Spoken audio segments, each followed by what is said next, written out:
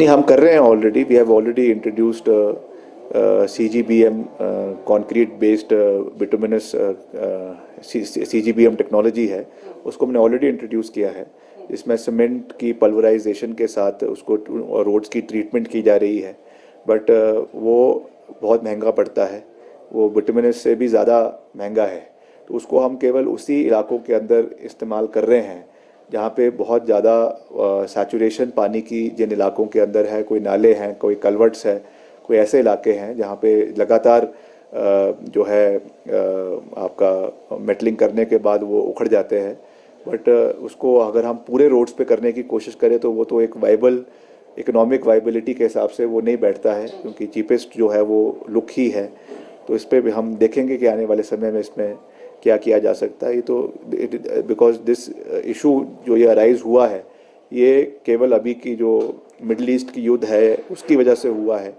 तो आशंका है कि आने वाले समय में इसकी जो परिस्थितियां हैं प्रदेश के अंदर वो बेहतर होगी और वापस रेट्स जो है वो गिरने शुरू होंगे। तो उस पे आप देखिए, ये ऐसा नहीं है कि पहली बारी ऐसी चीज़ें हुई है।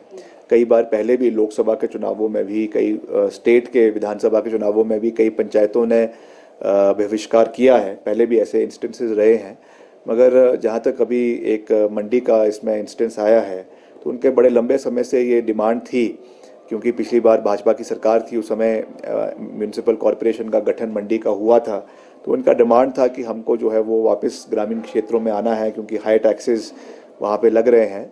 तो ये इस तरीके की डिमांड समय समय पे जो मर्ज्ड एरियाज़ रहते हैं कई कई जगहों पे आती रहती है।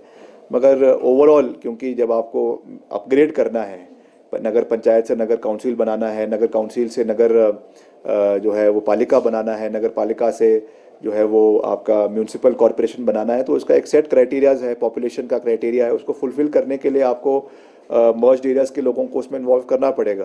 पर उनसे डायलॉग करेंगे, बात करेंगे। अगर ऐसा लगता है तो उस पर फिर सरकार आने वाले समय में मंथन करेगी, विचार करेगी कि क्या इसको वापस पंचायत में लाना है कि नहीं लाना है। That call will have to be taken by the cabinet. जो नतीजे आए हैं सर 5 राज्यों के, उसके बाद से पश्चिम बंगाल में स्थितियां थोड़ी सी बिगड़ी हैं। नहीं, देखिए, मैं तो ये समझता हूँ कि ये तो इशू है ही है, जो वोट चोरी की बात है, मगर हमें जो है, मैं समझता हूँ इलेक्टोरल प्रैक्टिसेस और ख़ास करके जो एक कॉन्स्टिट्यूशनल मैंडेट है उन चीज़ों का भी ध्यान रखना है। कॉन्स्टिट्यूशनल की जो संविधान की जो गरिमा है उसका भी ख्याल रखना है। तो वहाँ के वो उस राज्य के राजनीतिक समीकरण है, मैं उसके ऊपर कोई कमेंट नहीं करना चाहता। मगर जहाँ तक इलेक्शन कमीशन की बात है वो अलग बात है। मगर हमें ये भी इसका भी ध्यान रखना है कि कोई कॉन्स्टिट्यूशनल क्राइसिस किसी राज्य के अंदर ना हो। ये भी सब लोगों की, चाहे वो विपक्ष है चाहे वो पक्ष है, सबकी जिम्मेवारी बनती है। तो मुझे विश्वास है कि उसमें कोई ना कोई हल निकलेगा। मगर जहाँ तक इसमें अगर इलेक्शन कमीशन के बारे में बात हुई है तो फिर उसमें हाई कोर्ट्स है, अपीलेट अथॉरिटीज़ है जहाँ पे इसके बारे में सुना जा सकता है। तो ड्यू कोर्स ऑफ टाइम में उसमें भी इन चीज़ों के ऊपर चर्चा होगी। सर, बार-बार एक बात होती है वेदर रेजिलिएंट रोड्स बनाने की। अब जैसे बिटुमिन के कॉस्ट बढ़ रहे हैं, तो क्या आप भी देखिए, इस विषय में हम चर्चा करेंगे। जो हमारे पार्टी के अध्यक्ष हैं, मैं उनसे भी बात करूंगा और हमारे इंचार्ज है उनसे भी बात करेंगे और मुख्यमंत्री जी भी इस विषय में बात करेंगे।